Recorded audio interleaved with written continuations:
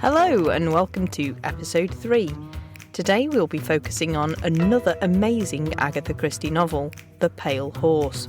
Our guest, Jade M Loren, will be helping us to understand all things witchcraft, and we explore the true crime story of the Bollington Bug. I'm Hazel Jones, and this is A Bit of a Christie.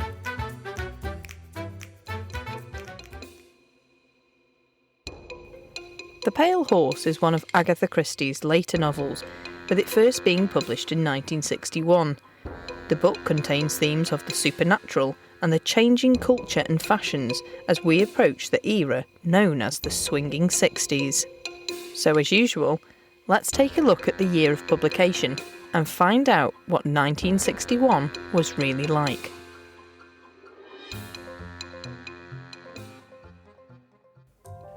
John F. Kennedy is sworn in as American president, and he gives his inauguration speech.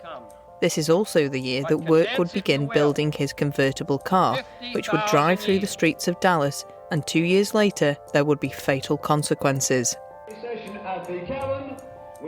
The Beatles return to Liverpool from their tour of Hamburg and play under their name at the Cavern Club for the first time.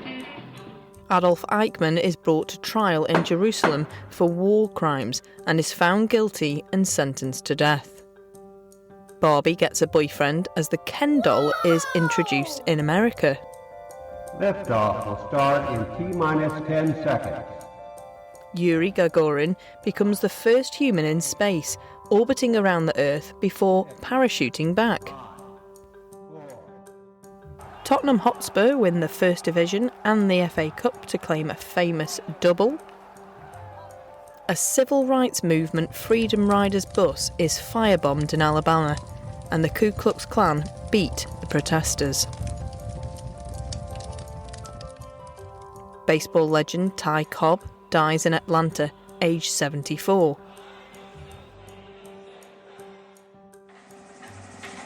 Construction of the Berlin Wall begins.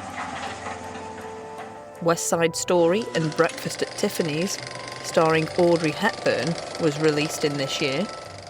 Famous book Catch-22 by Joseph Hellyer is published. And American involvement in Vietnam officially starts when 400 members of the army are deployed to Saigon. Let's now have a look at the plot of our story, The Pale Horse. Today we are without the assistance of Poirot, Miss Marple, or even Tommy and Tuppence. But have no fear, Ariadne Oliver makes an appearance during the story to give us that familiar face. Our journey begins with author and protagonist Mark Easterbrook suffering from writer's block. He tries to fuel his body, but on checking the fridge, it is bare. The only alternative? Go out for something to eat. Whilst at Luigi's coffee bar, he witnesses an altercation between two girls. One who rips the hair straight out of the other's head. On speaking with the owner, it seemed that the woman who had her hair ripped out was the affluent beatnik Thomasina Tuckerton. The story flips now to another part of London, and we next join Father Gorman, a Catholic priest, who has been called to perform the last rites of a woman called Mrs. Davis. She is keen to confess before she meets her maker. The confession is not revealed to the reader, and on leaving the deceased Mrs. Davis, Father Gorman tucks a piece of paper containing some names into his shoe. As he walks back to the rectory, he is tragically killed. Days later, Mark Easterbrook sees the death notice for Thomasina Tuckerton. At dinner with his friend Poppy, the Pale Horse is mentioned. It seems to be a place where death can be arranged. This makes Mark suspicious, and finally, the list of names that was hidden in Father Gorman's shoe is revealed. Two names which stand out to Mark are that of Thomasina Tuckerton, but also of somebody called Hethgis Dubois, which happens to be the name of his godmother. This list of names raises more questions than it solves, and so Mark decides to visit the village of Much Deeping, where the pale horse happens to be. Our dear friend Ariadne Oliver makes sure she joins Mark on his exploration. The pair visit the Pale Horse, and there they meet 3 witches. One of them, a lady called Theresa Gray, speaks to them about the concept of killing from a distance. She subtly suggests that she may have the power to do this. So I wanted to know, is this really possible? Who better to ask than witch and friend of the show, Jade M Loren. Yeah, my name is Jade M Loren. I am an aspiring author of fantasy in all shapes and forms. I'm also a practicing witch. I'm a freelance editor, tarot reader, copy editor, proofreader, all the editors and ers at the end. And I'm really excited to be on here because my mum actually loved Agatha Christie and she had all of her books. So it just seemed really fitting when I got the invitation to come here. So thank you for that. No, it is our absolute pleasure to have you here, Jade. So, as you know, we're discussing the Agatha Christie book, The Pale Horse, and we're talking about witchcraft, which is something that you know a lot about. Before we start, I want to make sure I'm getting the terms correct. Is witchcraft the right term to use, or should I be using another term? As far as I am concerned, I don't claim ever to speak on behalf of all witchkind. Yes, witchcraft is the correct term.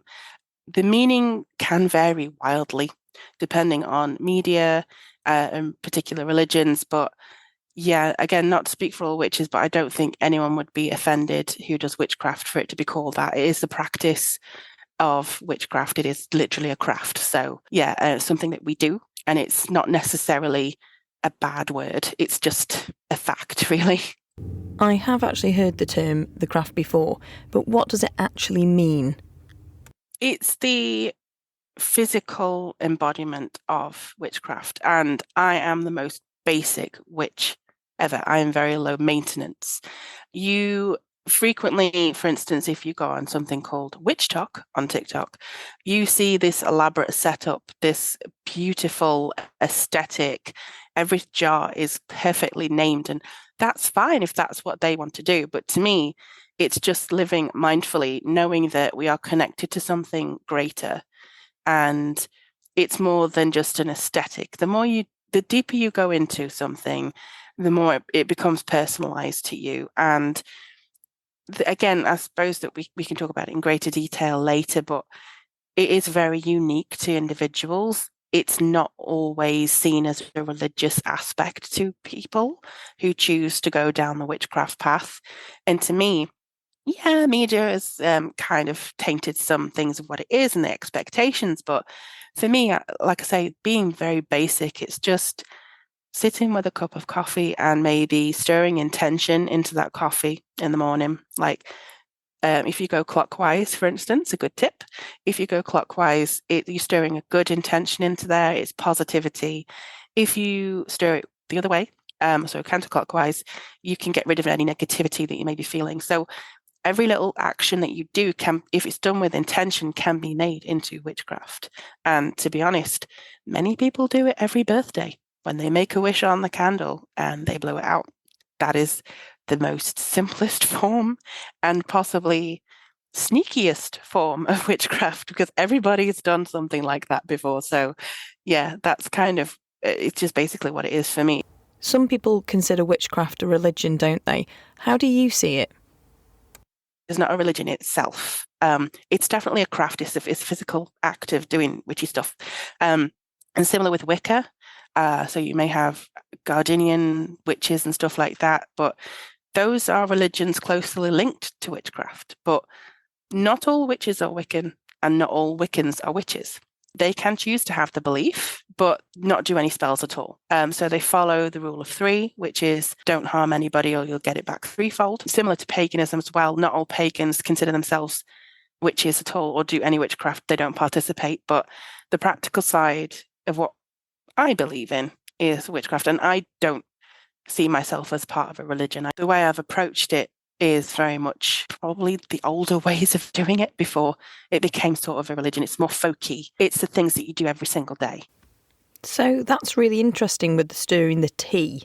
in the morning. Are there other things that we might be doing every day related to witchcraft that we perhaps just don't know about? Well, everybody knows the image of a witch and a broom, and sweeping has long had a tradition in getting rid of negativity from a household. For instance, you've got the image of a broom turned upside down, I think, when you want people to leave. And so it's kind of like the symbol of that. People do it a lot, just like, oh, please let me have a good day today, or just kind of speaking aloud and thinking about what they want their day to look like. You've also got cleaning windows. A lot of people just, the act of getting rid of stuff and cleansing an area is literally clearing stagnant negative energy away from the space. It's the simplest form that you can do, and you know the feeling when it's all fresh and gleaming, and it's like, oh, it just feels so nice. It's a lot of the time witchcraft is a feeling, and it's even if you go out in nature and you just think, oh, that's a beautiful bird, oh, that's you notice triple numbers a lot of the time, which I think is more commonly known as angel numbers. And I know a few people who aren't really witchy, but they go, that's the fourth time I've seen a red bear. It must mean something, because as a child, I used to have a red bear. So it's all the synchronicities that are coming out. And you don't necessarily have to actively go, I'm going to be a witch today. It's just sort of something, I think, that is either within you or it isn't. When Mark Easterbrook gets to the Pale Horse and he speaks with the three witches, he discovers that each of them seem to have an area of expertise. Would you say that is true for most witches, that they focus on one specific skill? Yes. Maybe not in the literal way that Christie depicts it, but definitely witches have their niches. There are some who like to use the labels of, I'm an eclectic witch, I'm a kitchen witch, a hedge witch. There are all of these different identities. Some witches just prefer to work with them. Some witches prefer to work and put their intentions and spells into food, which is more along the kitchen witch area. Some witches don't really bother with any of that, and they just kind of go, I'm eclectic, or I'm just a witch, take me as I am, that kind of thing. And I definitely fall on that side of things, because there's not a specific way I do my practice. So now, just like Mark Easterbrook, we have met our witch. Has it helped him understand what's going on at the Pale Horse? Let's find out in part 2.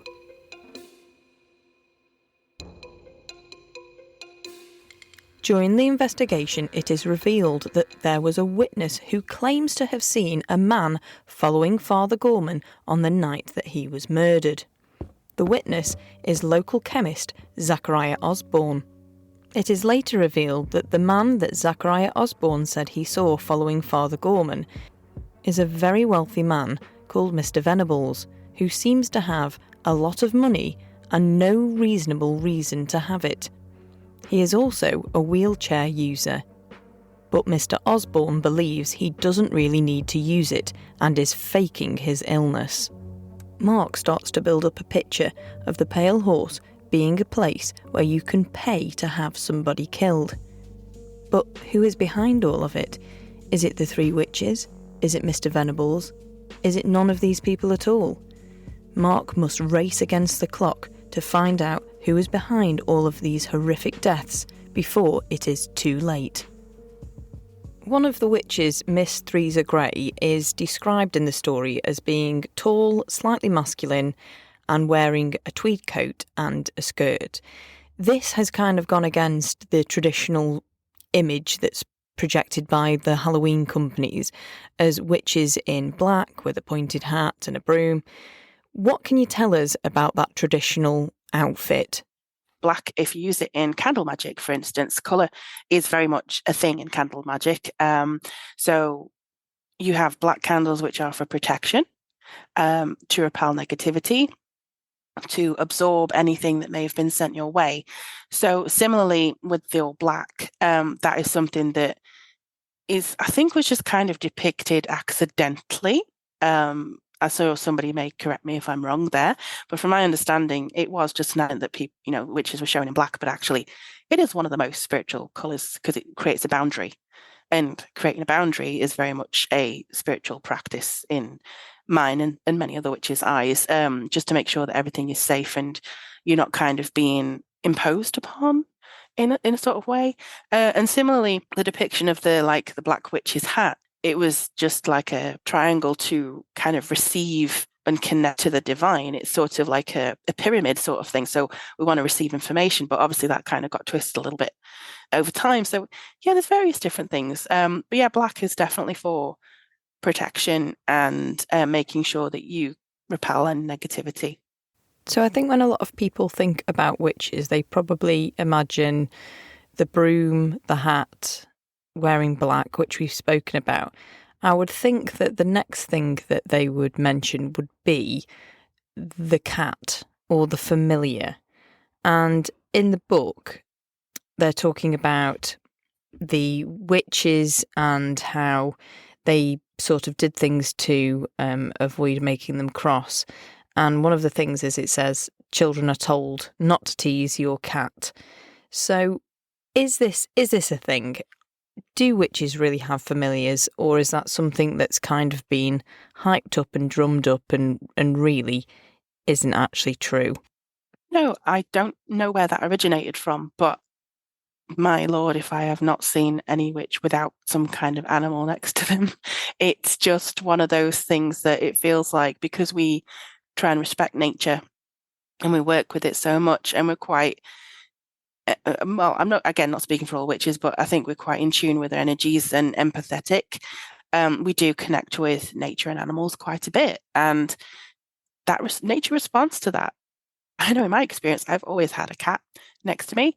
I call my familiar Bella. Every time I get my tarot cards out, every time I do something like a meditation or something, she will come and announce herself and sit next to me. It's like she knows. I don't even have to I'm in the same room as I do all that right now, and she's nowhere near me because she knows I'm not actually opening the cards. As soon as I go, okay, let me pick up a deck, she will come in. So I think it's just this intuitive knowing, and we like the company of animals. I really do get comfort from them. And I do feel like our lives are made richer by the company of animals, but also I think, again, there may be a slight correlation between witches owning cats because it's quite a feminine animal or associated with femininity, and which is why in a lot of media now, cats can be used as a joke of, oh, you crazy cat lady. And it's that sort of feeling of, are we though? Do we just prefer cats to you who would like to call us crazy? So it's that sort of thing. But yeah, we just, nature responds to nurture and that kind of thing. So yeah, if you're kind to an animal, it will know and it will repay you for that. So it knows energy. The three witches at the Pale Horse are all females. And when I've had a look at some of the forums and other bits to do with witchcraft, it does seem quite female central. But is it possible for a man to be a witch? Oh, witch is a gender neutral term, absolutely. It's not like to be called a wizard like Harry Potter or a warlock or anything like that. I'm trying to remember his name now. There's a gentleman on TikTok who is a witch, and he says, I am a witch. And he's an absolutely very soft-spoken individual who absolutely has no quarrel with saying, I am a witch, because I think because blacksmiths are going back into history a little bit, were a proper trade, and the women were just probably put to one side in the olden days. The association with witchcraft being mainly witches has just stemmed from women gaining a lot of power in themselves. Women aren't really scared of going into themselves and looking at the shadow part of themselves, or accessing an inner power, or that sort of exploration of spirituality. I've been in many mediumship meditation circles, that kind of thing, where the majority of them are women, because I think from a young age, males have unfortunately steered away from intuition and steered away from emotion and tuning into anything that could be called other. And again, that's an issue that we have to deal with. But it's something that I do feel is kind of opening up a lot more. And the men that I've seen, they don't care about calling themselves a witch. If they want to be a witch, they will be a witch. And again, it's not a gender neutral term. Anybody can call themselves a witch. In the book, one of the witches, a lady called Sybil, speaks about how she first got into witchcraft, and she says, I was always attracted to the occult. Even as a child, I realised that I had unusual powers. How did you, Jade, realise that witchcraft was something that perhaps you needed to explore a bit further? I started calling myself a witch only about 8, 9 years ago. Because until then, I didn't actually realize that it was a thing. I grew up thinking, like many other people, that it was just in storybooks, that it was Harry Potter, that it was the worst witch, that it was, all these little things in media and practical magic. I was obsessed with that film. I just really wanted to be a witch. But I'd always had a spiritual family, and I'd always believed in something more out there. I don't know whether it was because I was born a Scorpio, if you believe in astrology, or whether it was just because I was wired that way. But when I finally discovered that there was such a thing as witchcraft and people actually did practice it, and it just kind of seemed inevitable that I would find this path and choose to walk on it. It was something that I always believed in: spirits, ghosts. I always believed in the power of nature. I always felt connected to nature. I was happiest out in the garden, playing amongst the plants and talking to the trees. That was me as a child. And it wasn't until I went to New Zealand, it was supposed to be for 2 weeks. I actually ended up staying for 6 months, that I found so many synchronicities. My roommate that I ended up with was a tarot reader. She went to meditation. She did a lot of stuff. We're still friends to this day. But it was a very odd feeling. I didn't realize until I came home how much stacked up. I was in line at the cinema, made friends with somebody, friended her on Facebook, and then she ended up being a witch. And I was like, oh, cool. I didn't even know that was a thing. I decided to take up meditation. I ended up finding a spot in front of a felled tree. And I took a photograph of the carving, and I ended up realizing afterwards that it was a pentagram. And I was like, oh, this is weird. And I naturally started, when I was over there, just speaking aloud and seeing results happen. So for instance, I was being, when I realized I actually had to stay in New Zealand, I need a place to stay. I found the perfect room, and I was desperate to have this room because it was cheaper. It was in a lovely area, and I just went out. I looked up at the moon, and I remember clear to this day, I want this house. I want this room. I just please, however you need to arrange it, just let me have this room. And there was about 50 other people vying for the room, and I got it. And I don't know whether that was just because he liked me more. I don't know. But it just felt like it was meant to be. And then there were lots of synchronicities similar to that. And it was kind of every day there was proving to me that there was something more, and it was responding to what I had decided or started to do. And it carried on when I came back to England. I enlisted in so many classes in my local witchy shop that I didn't even know existed here. And I think about 4 nights a week I would go there and learn about crystals, the history of witchcraft, everything. And again, I was bowled over that you actually do this. You actually put the little herbs in the bottle and the thing and the incense, and you do the whatnot. And I was just mesmerized by it. And the amount of thing, I think sometimes you only know what's right for you when it's shown and proven to you. And you can go and dip your toe into the water, but it's up to you whether you want to swim in it. And I just went, yay, and cannonballed and just let it, go. So it's now part of the show where we look at a true crime case from around the same time that the book was published. And today we're looking at the case of the Bollington Bug. During the 1960s, workers at the John Hadlin Laboratories fell victim to a mysterious illness. Speculation about the cause ranged from water contamination, radioactivity from a nearby disused airfield, or simply a virus. However, unbeknownst to them, the actual source of their illness was the assistant storekeeper, a man called Graham Young. Young was a bit of a loner, and he had a fascination with war, chemistry, the Nazis, and famous murderers.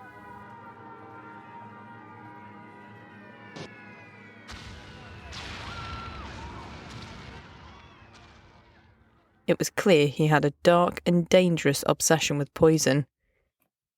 Later it was discovered that he would obtain supplies of poisonous substances like antimony and thallium from a London chemist. Young's duties at the laboratory included collecting drinks from the tea trolley and bringing them to the storeroom, which allowed him to specifically target individuals for their poisoning.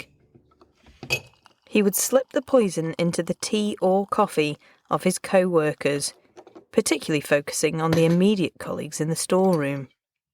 The victims would experience symptoms such as vomiting, stomach pains, nausea and diarrhoea. These symptoms initially perplexed the employers, leading them to the illness being dubbed the Bollington Bug.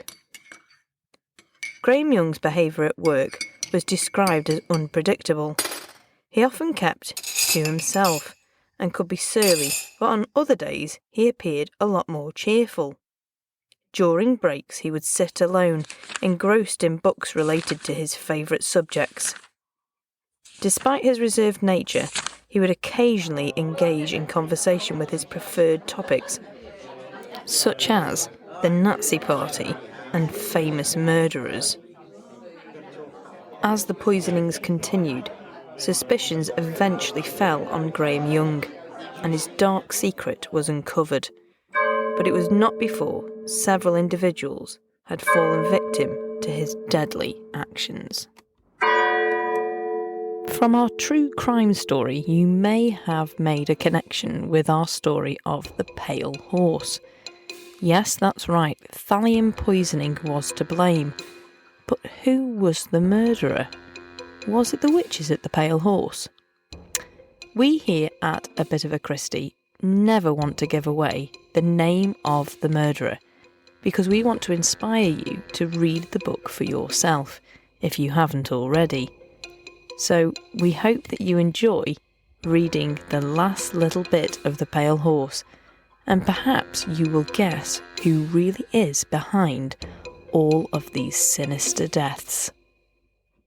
Some of the main characters are discussing Macbeth, the Scottish play, and they're talking about their idea of witches, and they say, "So your idea of the witches is 3 old Scottish crones with second sight, who practice their arts in secret, muttering their spells around a cauldron. Are spells real? Is there something that you can do? You can put a potion together. Is that something that really does exist? Or again, is that something that has kind of been created in folklore and spells are not in fact real?" Spells start the moment you think about them, the moment they are kind of conceived. So, for instance, if you go, I would like to do a spell for money, it starts building up the need for it. I have to say that not all witches do spells. They just utilize the energy and intention, for instance, putting their intention into coffee, making that, their thing. Or some of them create a simmer pot, which is like creating energy and scents throughout the home to invoke a particular emotion or change or something like that.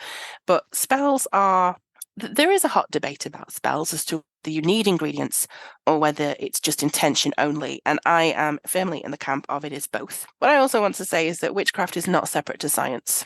We do believe in science. We do believe in the power of science. I believe science will one day explain what witchcraft is.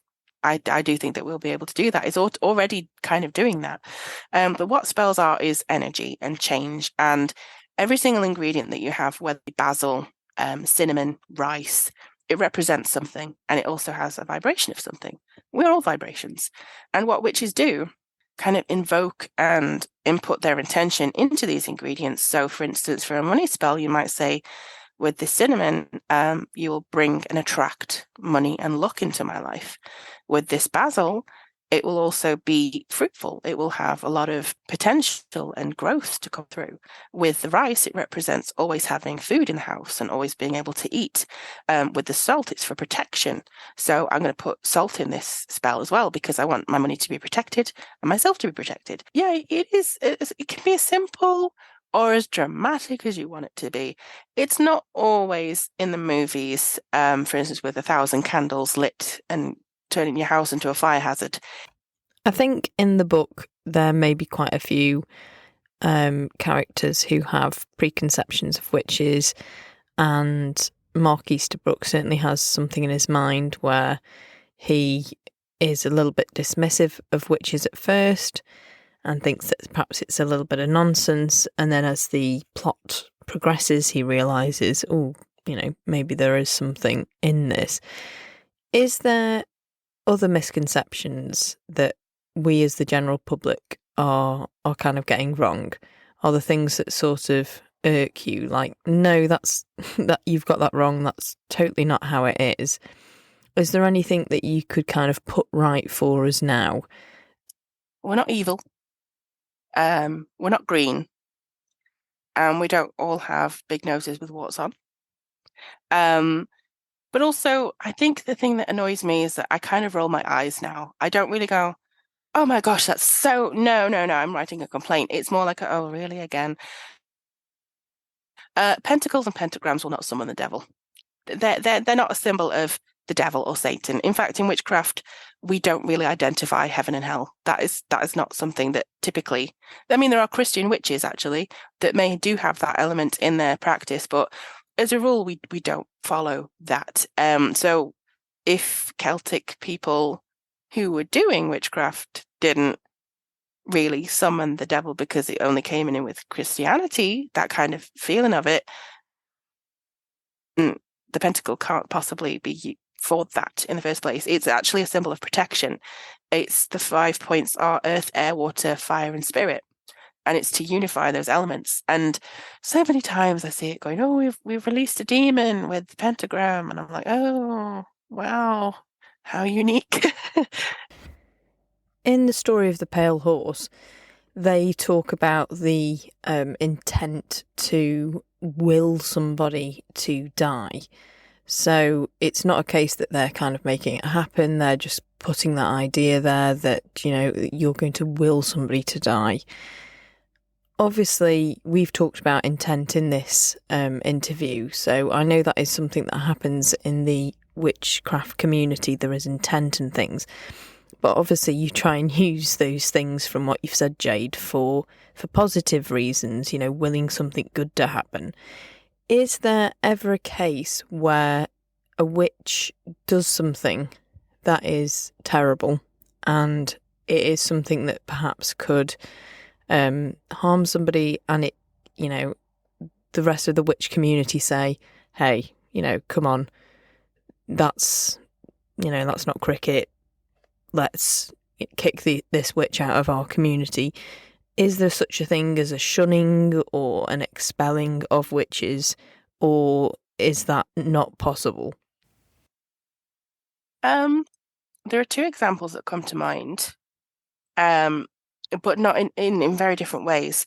My mum's friend, Jonas, he was a very, very good scientist, but he also belonged to a coven in Ireland, and I had no idea. At the time, when I learned that he was also a witch, I was just bowled over because I was so happy that a man of science could also be in a coven, a witch. And he decided to leave that community. And he just felt a bit concerned by his behaviours within that community, and he left. And he was attacked for doing so. He has had incredible migraines. They were not very nice people. So he was ostracized and attacked for standing up to them and leaving. So there are, in every single community, there are darker apples than there are ripe ones and stuff like that. For instance, on TikTok, where I know there's a big whole debate about cancel culture and stuff, but what are they called? Creators, TikTok creators. The most I've seen on that is people calling witches and practitioners out on heinous behavior, such as faking things for money and trying to scam people. And especially one, I think it was one lady who was very, very racist and unapologetic about it as well. And they were just like, this is very not good. Please stop and just don't keep doubling down on this because it's not good. So in that respect, I do think that, I can't really speak for covens and witches because I'm more of a solitary practitioner.